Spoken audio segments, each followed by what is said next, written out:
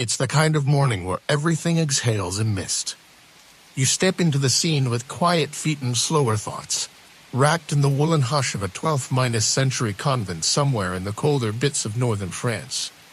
The air is cool, not quite cold, and smells faintly of barley mash, old stone, and beeswax because nothing says spiritual devotion like the scent of fermenting grain. Above you, the sky is a kind of indecisive gray, the kind that can't choose between being holy or just damp. You stand before the wooden gate of the abbey, listening. Nothing. Silence so complete it almost echoes. No bells yet, no chatter, not even the birds dare chirp too loudly. Just the soft rustling of habits the fabric, not the routine somewhere behind the walls. You've arrived at a place where words are rationed and patience is aged like good ale. Which, incidentally, is exactly what's brewing behind those cloistered doors. Before we begin this slow wander through yeast, prayer, and passive-aggressive silence, a gentle reminder you probably won't make it through this day. That's okay. In fact, that's the point. So if you feel your eyelids getting as heavy as a nun's robe after Vespers, let them. If you find yourself enjoying this gentle detour through forgotten fermentation, please like, subscribe, and ring the little bell that somehow feels very monastic. And leave a comment with your location and local time, because if medieval nuns could keep track of the canonical hours without digital clocks, so can we. Now let's ease into tonight's journey quietly. You walk past the threshold into a small stone courtyard where the grass grows in neat patches between cobblestones that have been walked smooth by centuries of sandal soles. A few women in veils and coarse have extended a row of herbs. One of them, probably Sister Alda E.G. holds up a clump of mugwort like it's both a miracle and a mild inconvenience. They don't speak, but their gestures say plenty. In this convent, the rule of Saint Benedict isn't just a vague suggestion, it's the schedule, the soundtrack, and the social contract. Silence is not golden. It's the whole wallpaper. In fact, silence here is so valued that some orders, like the Cistercians, created elaborate hand-minus signs to talk about everything from hunger to blisters to sale quality. One historian described it as a fully realized gestural language, while another admitted they're still not sure if the sign for bad beer was a grimace or just the normal monastic facial expression. You're laid to the brewhouse, a low, timbered building with smoke curling lazily from the chimney ended or that moans in medieval when pushed open. Inside, it's dim and warm, and smells comfortingly like soggy bread and dried flowers. A stone hearth glows quietly, and several nuns move about with the unhurried rhythm of people who measure time by parent boiling points. Here's a historical fact to sip on slowly by the high Middle Ages. Brewing was just a man's trade. Many abbeys, especially those run by women, became renowned for their skillful ale. Monastic ale was safer to drink than water, mildly nourishing, and considered a form of service to guests and pilgrims. Not to mention it provided the sisters a way to earn income without having to deal with, well, people. In a quiet corner, one elderly nun stirs a mashed tea with a wooden paddle nearly as tall as she is.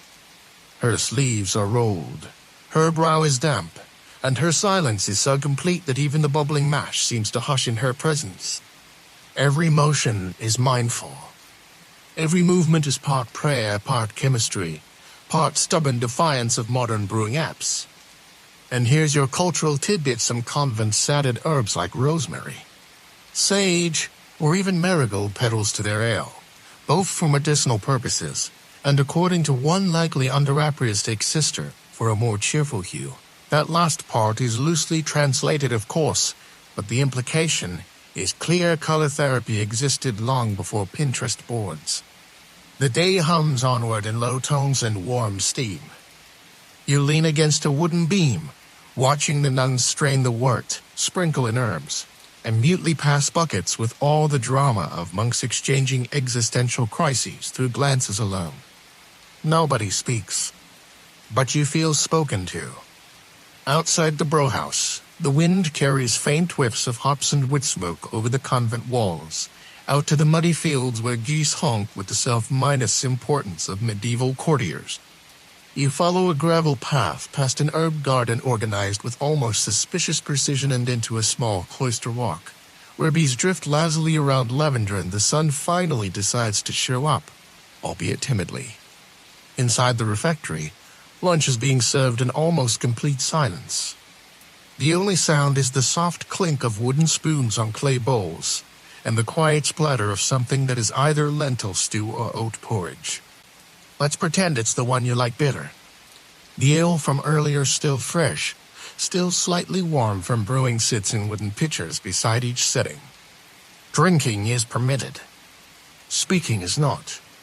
Each nun bows before taking her seat. The youngest ones glance nervously at the elder in charge of table gestures, as if trying to remember the correct hand sign for please pass the salt, or possibly is this supposed to taste like rainwater. Monastic silence isn't always absolute. Certain hours of the day, especially during meals, allowed for readings from scripture or the writings of early church fathers, but even those were delivered in monotone, one voice at a time. Today's reading, an excerpt from St. Hildegard of Bingen, who, in addition to being a visionary, theologian, and composer, also wrote about beer. She claimed hops could make people melancholy if overused. Whether she was warning against IPA culture or not, historians still debate. After the meal, you walk quietly behind a pair of sisters carrying empty pitchers back toward the brewhouse. One of them has a wayward feather stuck to her hem, probably from one of those judgmental geese. Neither seems to notice. Or maybe noticing undoing nothing is just part of nun-level discipline. As you pass a small wooden door, you catch a glimpse of the storeroom. Inside are neatly arranged barrels, some sealed with wax, others marked with chalk sidles indicating strength. Age or divine inspiration, hard to say, really.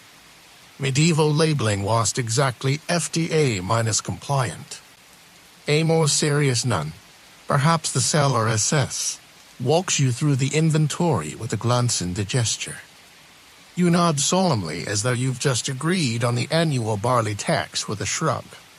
Here's your major historical nugget for this quiet stroll. Many female monastic communities were entirely self-sufficient, running everything from breweries to orchards to small infirmaries. The ale they brewed wasn't just for consumption, it was sometimes prescribed as medicine. Light ale for children and the sick. Stronger batches for guests or celebration. And then there was something politely referred to as convent cordial, which we can only assume involved spices, patience, and a few mild theological disagreements. In the afternoon, the sisters returned to the brewery. One carefully tends to the fire, adjusting it with a poker that looks older than sin. Another begins preparing new malt, gently turning the grain as if fluffing a child's pillow. A younger novice struggles with a cracked bucket. No one scolds her. No one even looks annoyed. Instead, an older nun silently replaces it with a sturdier one and returns to her stirring. The message is clear: the work matters more than the words. And here's your cultural oddity of the day: some convents believed that singing could disrupt the fermentation process. Whether that's ancient superstition or just a clever way to silence overly enthusiastic altos remains unclear. Outside, a small rain begins to fall, quiet, persistent, the kind that seeps into your bones and makes everything smell faintly of thyme and wet wool. The world slows a little more. You feel the heat of the brewhouse at your back and the cold stone of the convent wall at your shoulder. And for a moment, as the nuns go about their day, hands stained with hops and silence, you wonder if maybe this whole brewing thing was never about the ale. Maybe it was always about the stillness. The rain tapers into a lazy drizzle, as if even the clouds know it's not the kind of day for making statements.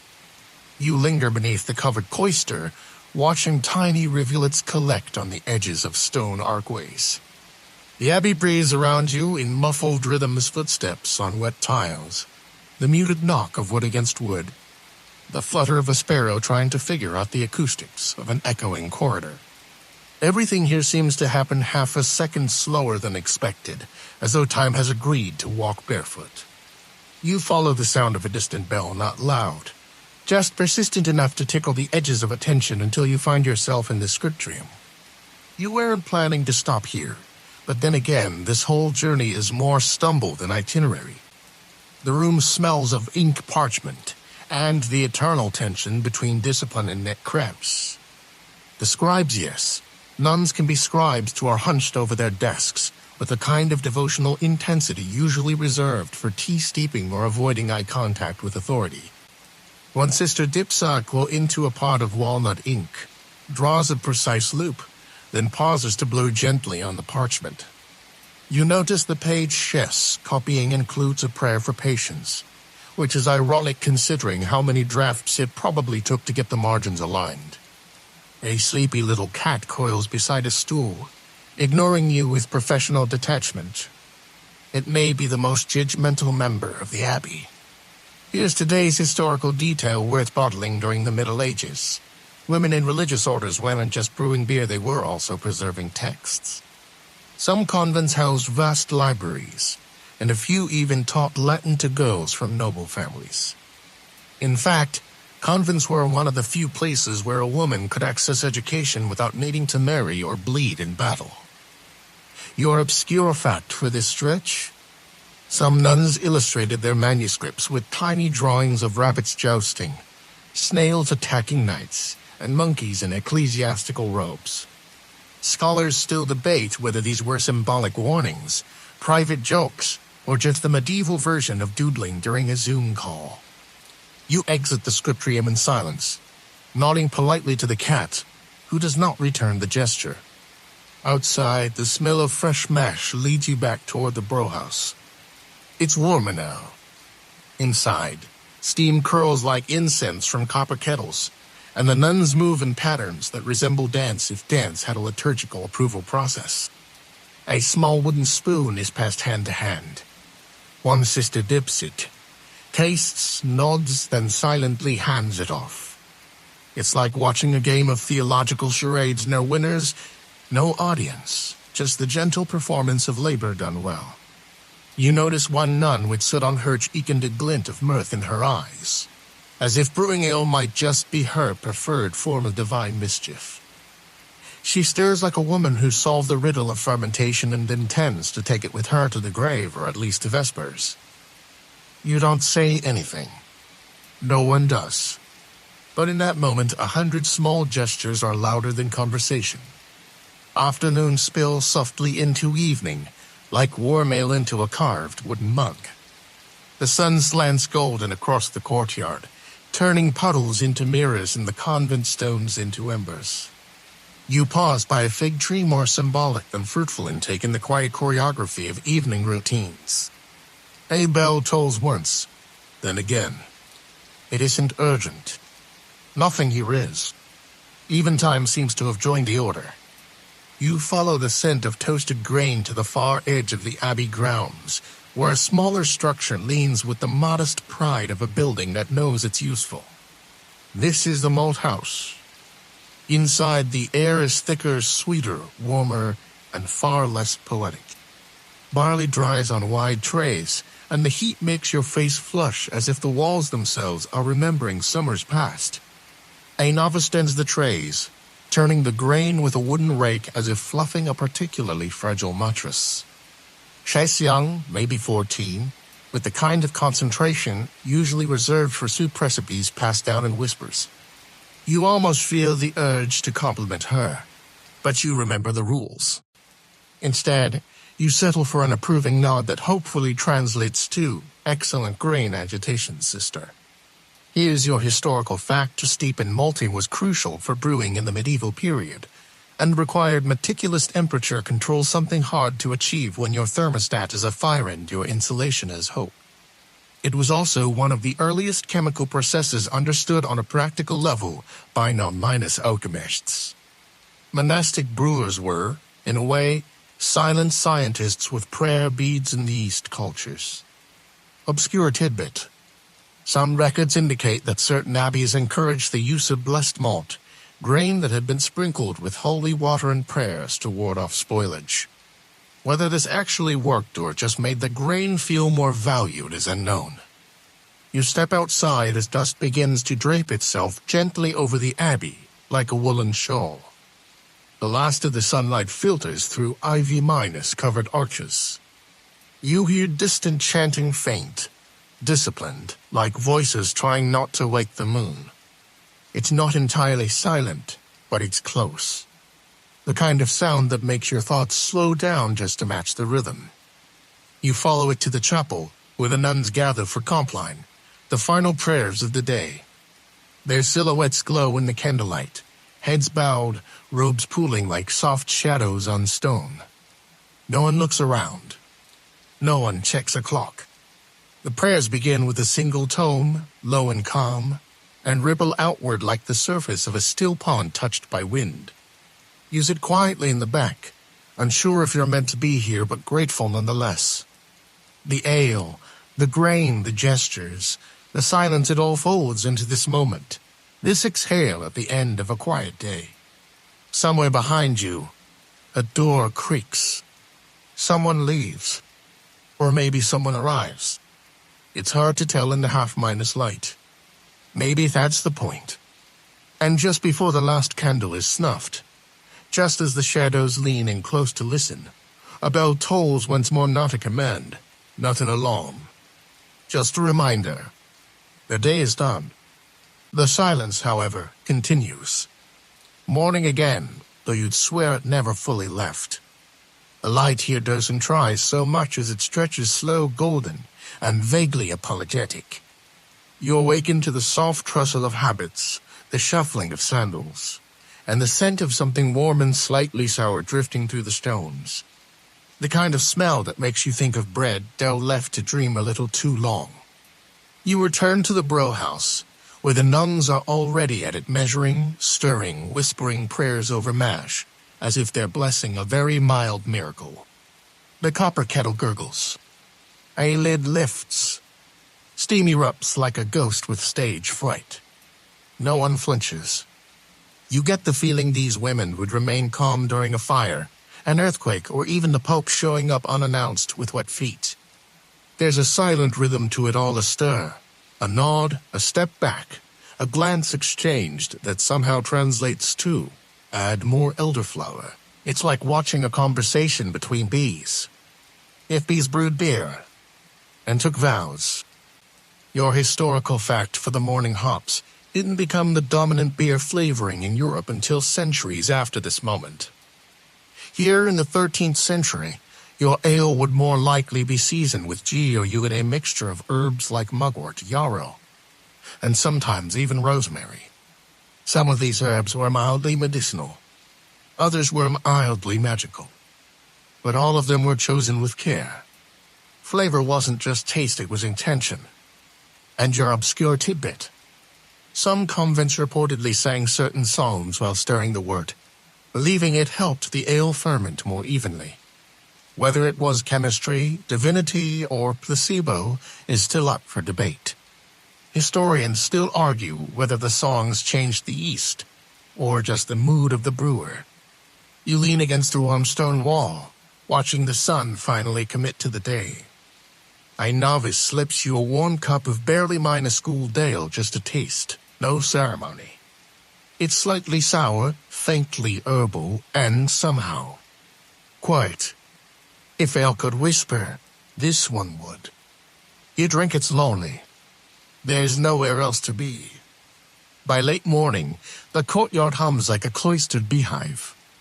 Nuns move between duties, some collecting herbs from the garden, others tending chickens that look like they've signed a vow of aloofness. A donkey tied near the gate flicks its ears as if eavesdropping on divine secrets. Everything is slow, intentional, and despite the lack of conversation, remarkably full of life. You follow a group of sisters toward the drying house, where bunches of wild plants hang upside down like leafy shingle is. Lavender, sage, marjoram, maybe a few sprigs of something that probably doesn't taste good but cures something embarrassing. The room smells like a medieval apothecary's shop, earthy, strangely comforting. One sister adjusts a bunch of rosemary, then pauses to press a single leaf between her fingers. She inhales deeply and closes her eyes, just for a moment. You realize this is as close to a vacation as anyone here is going to get. Here's your historical note to chew on. Convent gardens weren't just pretty, they were practical. Many had detailed plans for planting, harvesting, and rotating crops. Some nuns even kept journals of herbal experiments, which makes them sort of the quiet mothers of modern pharmacy. A few of those texts survive, pressed between pages of psalters and prayer books, because sometimes salvation smells like thymine needs a footnote. Obscure detail for the day. A few convents brewed ale with fennel seeds, not for taste, but to aid digestion. Fennel was thought to settle the humors, which is a very medieval way of saying calm your stomach and maybe your bad attitude. You step outside and are immediately greeted by the sight of laundry flapping in the breeze. Long linen robes. Towels. One suspiciously embroidered pillowcase. The wind tugs gently at the fabrics, and for a moment it's hard to tell whether the nuns are drying laundry or staging a very modest exorcism. As you round the corner, you stumble upon a scene straight out of a fresco, a sister kneeling beside a large ceramic jug, eyes closed, hand raised over the opening. She isn't just blessing the ale. She's murmuring a prayer in Latin, her voice slow and steady, like water over stones. It occurs to you that these women are doing something profound. Not just brewing ale or healing with herbs while maintaining silence. They're preserving time. In a world where things change constantly, kings, plagues, taxes, husbands, this abbey remains exactly as it is, quiet, fragrant, purposeful. You sit down beside a wall warmed by the sun, eyes half-lidded, ears full of distant bees and nearer footsteps. Somewhere, a bell rings. Not for you. Not yet. But eventually, everything here will ask for your silence too. Midday arrives, though arrives might be generous. It meanders in, like a guest unsure whether they're welcome or just expected. The light shifts, sharpening a little, but still filtered through that ancient, sleepy haze. You find yourself near the kitchen garden again, where the earth smells rich and old and just a little smug about how much it's grown. Sister Adele Gund is his elbow minus deep in leeks, and somehow manages to look serene while wrangling roots. You help, because it seems the polite thing to do. Pull, shake, bundle, repeat. The rhythm is meditative, like peeling away the layers of a very passive minus aggressive onion.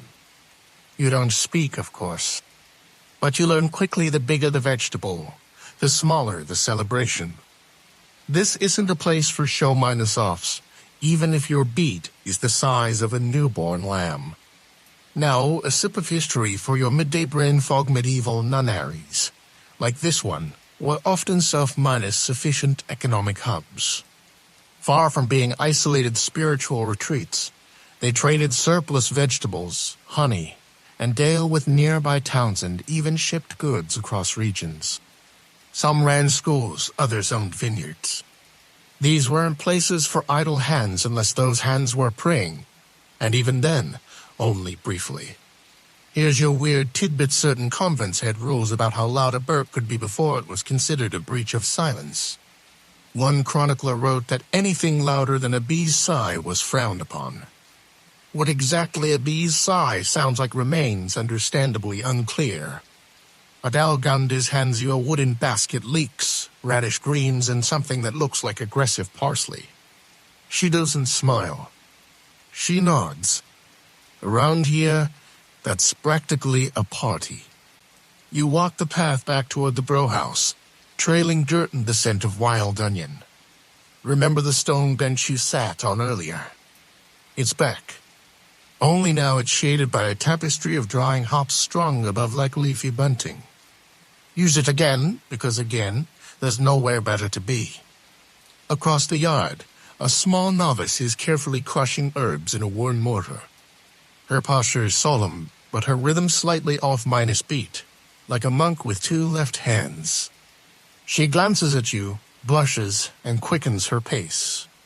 You smile, internally of course, because smiling too widely might count as laughter, and laughter is suspiciously close to chaos. A bell chimes, not the big one, just the meal bell. Time to eat. And yes, you're invited. You enter the refectory, a long, low room with high windows and a smell that promises both simplicity and moderate satisfaction. Wooden benches stretch beneath rough minus-hewn tables. The light filters in like diluted gold, pooling over bowls, bread, and the occasional beat-minus-based surprise. Use it, because that's what everyone else is doing. The sisters file in quietly, robes brushing stone, hands folded neatly or tucked into sleeves. No one talks. No one gestures wildly. No one makes a scene over the slightly burnt crust of today's rye loaf. It's all remarkably adult. A nun at the front begins to read. Not a sermon, but something from the life of Saint Scholastica. Something about a storm, a stubborn brother, and a miracle performed through pure, loving insistence. You don't catch every word. The reader is a bit nasal, and also you're rewatching a bread roll steam softly on a nearby plate like it knows it's the star today. Now for your historical fact of the hour Benedictine nuns followed the rule of Saint Benedict, which included a very specific mealtime code. One reading sister, total silence, and food simple enough that it wouldn't incite distraction or delight. Meals were meant to nourish the body without encouraging gluttony or opinion. Obscure tidbit. Some convents kept tiny salt sculptures shaped like fish or crosses on the refectory table not for taste, but as symbolic decor. When the salt got damp and collapsed, as salt is wont to do, it was considered a sign to check your soul. Or maybe your roof. You break bread, literally, and dip it into something that might be lentils or might be a very confident porridge. It's warm. It's beige. It's fine. Everything in this room is whispering, fine is enough. After the meal, the dishes are cleared silently. A few sisters wipe the tables with slow, circular movements, as if erasing the sins of a slightly over-minus salted turnips too. You follow the flow outside, back into the courtyard where shadows now stretch long like lazy cats. Remember the bees. They're still buzzing, but softer now. The nuns begin their afternoon duties, some to the scutrium, others to mend robes, prepare herbs, or tend to the ale barrels now settled in their post-minus-boil calm. You trail behind a small group heading toward the cellar. It's cool down there, damp in a comforting way, and smells of stone, wood, and secrets. You descend the steps carefully. No one rushes.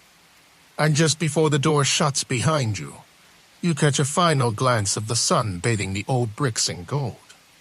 The world outside hums with life.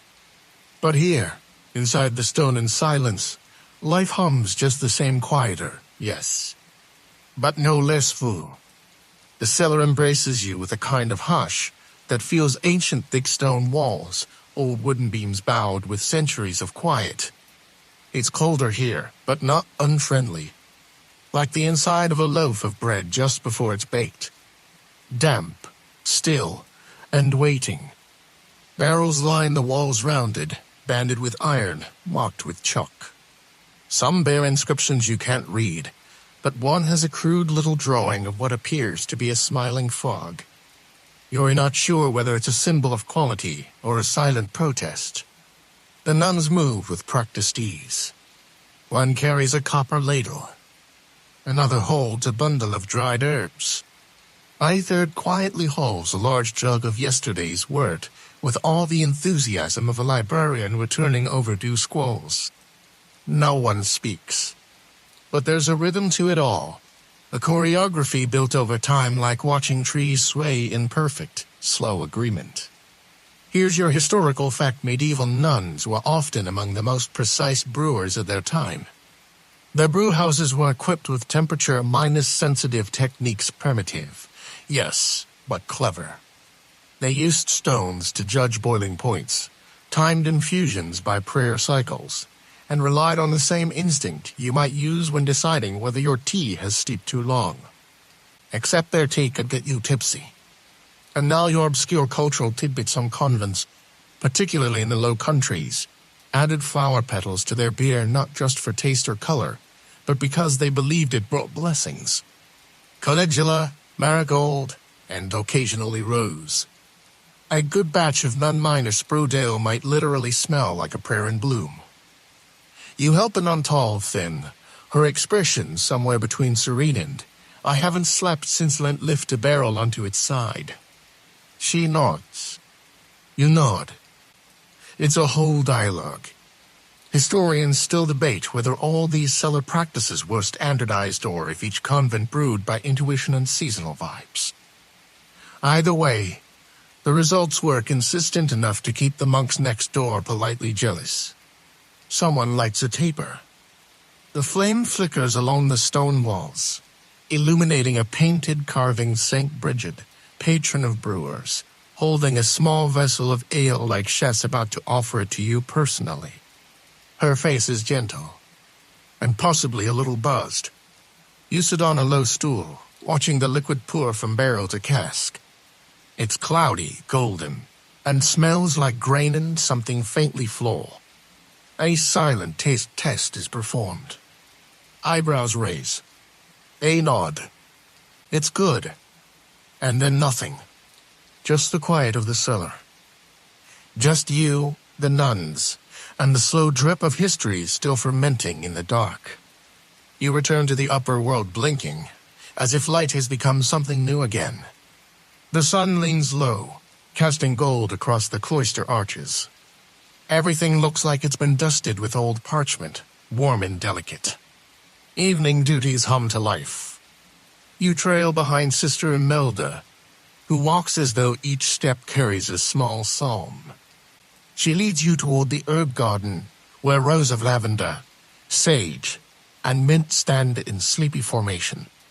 The scent hangs in the air like a soft hymn, sweet, earthy, a little confused about the season. You crouch beside a patch of lemon balm. Imelda hands you shears and gestures in a calm, deliberate way. Snip low, never tug, and thank the plant afterward. It's not superstition, it's etiquette. And here comes your historical fact for the evening. Herbs were just for flavor in medieval nunneries. They were medicine, symbolism, ritual, and economic strategy. Convents often kept detailed herbals, copied and illuminated by hand, cataloging the spiritual and physical effects of every known plant. Lavender calmed the nerves. Yarrow stopped bleeding.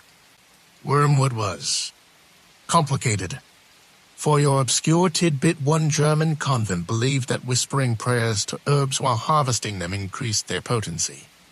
A quiet Ave Maria murmured to a fennel stalk might have made the difference between a gentle laxative and a spiritual revelation. You continue gathering, the basket slowly filling with fragrant offerings. Bees drift lazily between stalks. A small cat who has no name but clearly owns the place twists between the sisters' robes before sprawling on a patch of sun-warm stone, like it has just completed a very long and pointless sermon. Historians still debate whether the herb layouts were designed with theological meaning, cross shapes, sacred geometry, or if the layout was just what worked best when avoiding slugs. You follow Imelda toward the kitchen with your bounty, passing by the ale barrels again. Remember the smiling frog. It's still grinning. Probably smug about batch consistency. In the kitchen, you watch herbs tied with twine, hung upside down on wooden racks, or mashed into paste for poultices. One nun stirs a bubbling pot with the same expression you saw in the cellar, calm, focused, and slightly over it. The air is rich now, grains, roots, cooling bread, crushed mint. No incense required. This is a holy perfume brewed from effort and leftovers. And just before the final bell rings, you glance back through the stoned hallway.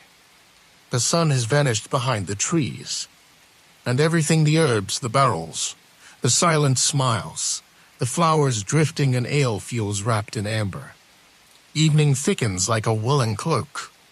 The sun has fully surrendered, leaving behind a velvet sky tinged in dusky plum. The convent settles into quietness that's somehow quieter than the rest of the day. You'd think it couldn't get any more silent, but oh, it does. You find yourself in the scriptorium now. Not quite the bubbling world of yeast and herbs, but no less sacred. This is where the nuns transcribe text scripture, herbal remedies, the occasional recipe slipped between the psalms. The room is lit by beeswax candles that burn with a faint hiss, as if whispering their own edits. You sit beside a nun with a quill tucked behind her ear. She has the patient stare of someone who's proofread the same verse 30-9 times and isn't afraid to do it again. She gestures for you to watch, and so you do. Parchment unfurls like a blessing, ink pools like dusk. Each letter curls with intent. There is no backspasky here. Only silence, ink, and the growing realization that oops isn't a valid excuse in Latin. Tonight's historical fact: many medieval nunneries served as book-minus-copying centers. Long before printing presses, it was women who preserved the knowledge of generations, one illuminated manuscript at a time. Their hands cramped so yours wouldn't have to. Obscure tidbit. Some scribes secretly doodled in the margins. Tiny snails jousting. Nuns chasing rabbits. Cats knocking over ink pots. Passive-aggressive footnotes like, "This is the worst parchment I've ever worked on. May the Lord forgive whoever scraped it." Scholars still debate whether these illuminations were ancient or spontaneous outbursts of pent-up personality. Honestly, if you were copying Leviticus by candlelight with no coffee, you might draw a snail with a sword too. Your eyes follow a gold leaf flourish down a page. It shimmers faintly, like a sleeping ember. A tiny saint, no bigger than your fingernail, looks out from the edge of a capital letter as if he too is growing weary of all this script. Outside, the bell tolls softly. Not a command, more of a lullaby. The nun beside you stretches for rest, shakes out the ache, and dips the quill again. You wonder how many letters she synced today. 8,000. A prayer per syllable. She catches your gaze and smiles quietly, like someone who knows secrets and how to file them. You stay longer than you mean to. But it feels safe here, warm and dink-minus scented, as though the act of writing might keep the world from falling apart. Eventually, you rise and leave. Your footsteps, again, are the only ones echoing. The scriptorium door closes behind you with the gentlest creak. You awake and know that's not right. You weren't asleep, but the world shifted while you blinked. You're in the chapel now. Don't ask how you got here. Maybe the silence carried you. Maybe the cat escorted you. Maybe you are just tired and wandered to a door. The chapel is lit only by candles and moonlight slanting through narrow stained-minus glass windows. The pews are worn smooth by centuries of modest sitting. There's a stillness here that presses into your bones. Like time is pausing to pray too. Use it, or maybe kneel, it's all the same here. The air is a blend of candle wax, old wood, and a faint sweetness from dried lavender tucked into the rafters. A few nuns are scattered through the space. Heads bowed, hands folded. Not praying aloud, just being. Here's your historical fact: in many medieval nunneries, the canonical hours were observed through the night. Vigils, matins, lauds. Sleep was often interrupted in favor of prayer. This was masochism, it was structure. Devotion broken into manageable chunks, like spiritual meal prep. Obscure tidbit. Some orders believed that dreaming during the nighttime hours could be a form of divine communication. A vision of wheat might foretell a good harvest. A flying fish, well, no one was sure. Interpretations varied. And yes, historians still debate whether these midnight prayers were deeply moving spiritual experiences or just glorified insomnia with incense. You close your eyes not to sleep, just to listen differently. You hear the scratch of fabric shifting, the breath of someone beside you, a distant, rhythmically creaking bench. Above the altar is a crucifix, but its hand is carved and slightly off center, as though someone made it out of love rather than symmetry. A bird just one sings outside the chapel wall. Its voice is sleepy, confused, much like yours. One of the nuns begins to hum, barely audible. It's not a hymn, you know. Not Latin. Not words. Just a sound. Round and soft, like river pebbles underfoot. Another joins in. Then another. Soon, the room swells with lullaby reverence. You don't know it's being sung, but you feel it in your spine. The candles flicker. Shadows sway on stone. And for a moment, you forget what century it is. You rise and exit quietly, gently pulling the heavy door closed. Behind you, the humming continues. Somewhere in the darkness, a barrel breathes out its final fermentation sigh. You head to your straw mattress in the guest cell, which has a pillow thinner than most napkins but somehow more comforting than any bed you've known. The stone floor is uneven. Your blanket smells faintly of thyme. Sleep comes not like thunder, but like bread rising. You dream of water, but not a rushing river or a stormy sea. No, this is monastery water, quiet, practical, a little mossy. You dream of washing pots, of rain collected in stone basins, of cool ladles dipped into ceramic jugs. The kind of dream where no one speaks, yet everything makes sense. When you wake gently, without ceremony, the sky outside is pearly gray. Not quite dawn. Not quite night. The hour that exists only in monastic schedules and jet-lagged airports. You rise because you're told to by the silence itself. You follow the worn flagstones to the cloister walk, where archways yawn like sleepy mouse. The wind meanders through, stirring your robe. You don't have a robe. You do now. It's itchy but warm. The kind of garment that lets others know you gave up buttons for inner peace. This morning begins in the brew garden, yes, that's a thing. Rows of herbs, nestled in neat stone bordered beds. The dew is thick enough to beat on your fingertips. You brush past lemon balm, sage, a proud stalk of angelica. This isn't a show garden. It's a working one. If basil's got an attitude, it's left to cool off behind the kitchen. Historical fact-time monastic brew gardens were the backbone of medieval ale. Hops weren't always used often. Brewers relied on G.R.U.it, a mix of herbs like yarrow, mugwort, and horehound. Think of it as the IP as which ancestor. And here's your obscure tidbit: some brewers believe certain herbs only reached full potency if gathered while reciting specific psalms. That's right, you haven't really picked thyme until you've sung Psalm 51 to it. Do historians agree on that? Not really. Some argue it was symbolic. Others think it was just a way to pass time without inventing workplace gossip. You kneel by a stone bench, or Sister Mirabilis, yes. She introduced herself with a name that sounds like a magician's stage persona hands you a bundle of juniper sprigs. For purification, she mouths, though the word is barely audible. She teaches you how to crush the herbs with a rounded rock in a shallow dish, moving in slow circles. Let the rhythm do the work, she might have said. Or maybe that's just what the wind whispered through the rosemary. Behind you, another nun tends to a patch of heather. Her hands are dirt-lined but reverent. She places a single violet blossom on top of a pile of crushed G.R.U.it herbs. Not for taste, but for blessing. Because yes, today's ale will be for the feast day, and nothing says celebration like a petal on a bitter brew. The bell rings once slow and long. It sounds like someone politely reminding the sun it's late. You gather your basket and begin the slow walk back to the kitchen.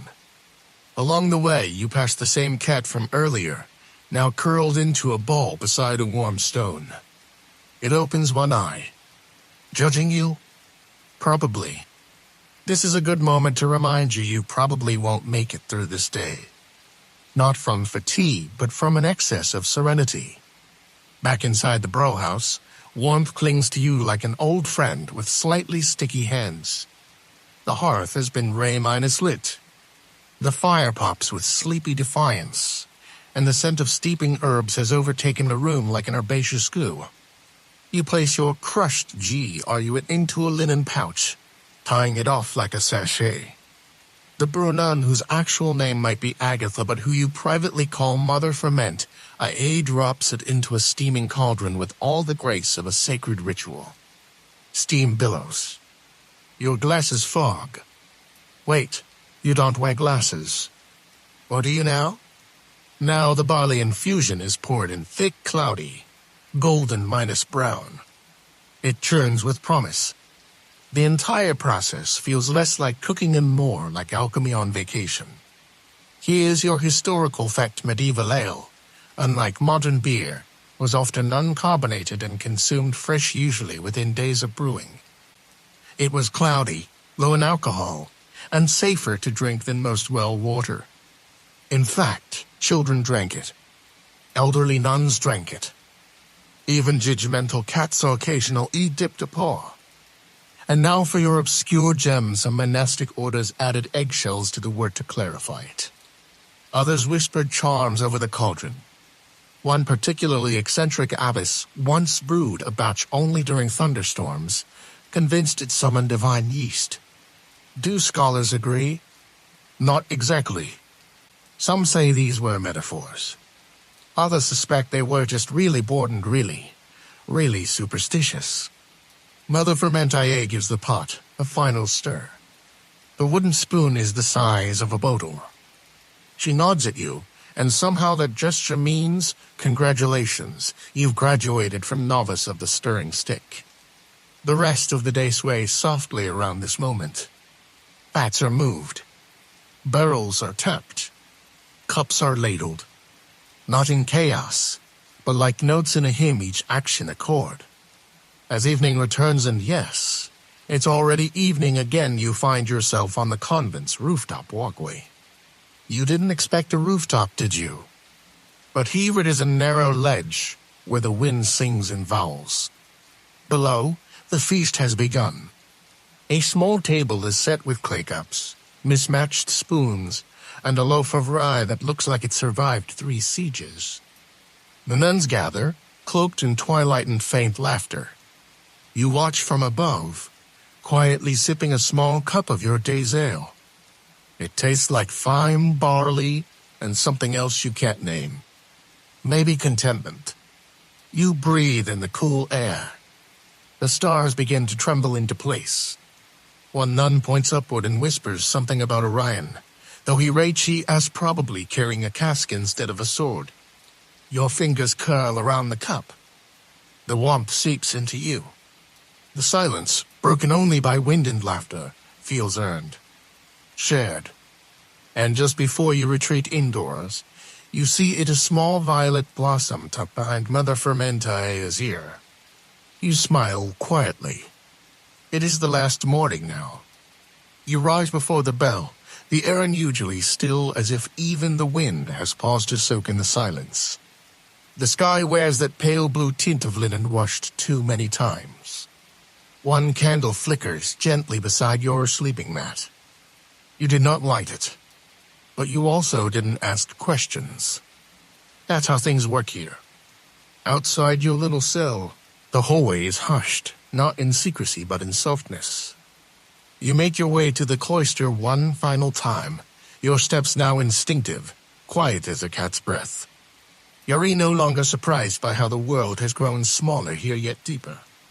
This morning's task is not brewing, nor grinding, nor stirring. It is bottling. Or rather, filling stoneware jugs that look like they were born out of the soil and raised by monks. You find yourself alongside Sister Mirabilis again. She hands you a jug with both palms, like an offering. Bless it with stillness, she mouths, which, let's be honest, is a little unfairly poetic for this early in the morning. One by one, you dip the small ladle and pour. The jug receives. Again and again. Each motion feels like a bow. You find yourself timing the breath with the pour, the inhale with the ladle's lift, the exhale with the gentle spill. A meditative rhythm like an old lullaby sung to the East itself. Historical fact silent orders like the Cistercians brewed ale that was consumed far beyond their walls, sometimes even traded with nobility or gifted to neighboring villages. And they did so without ever breaking their vow of silence. If only modern microbreweries had that level of restraint on Instagram. Here's your obscure cultural nugget: a few monasteries flavored their ale with petals not for taste, but to ward off evil spirits believed to linger in the foam. Roses for purity. Marigolds for protection. Daisies, well, no one's sure what daisies did, but they made things look hopeful. Do scholars agree? Hard to say. Some suspect it was spiritual marketing. Others believe it was a sincere attempt to keep beer from going emotionally sour. At noon, you gather with the sisters one last time in the small refectory hall. A plain meal, a quiet prayer, and cups filled with yesterday's brew. You raise yours, and a few eyes meet yours across the table. No words, but the kind of expression that says, "We saw you spill that one jug. It's okay." That's the holy learning curve. Afterward, you walk the perimeter of the wall garden. A breeze rolls in, warm and pine minus scented. The trees rustle with a lullaby use where you've heard before, perhaps in a dream, or on a quiet night somewhere you used to belong.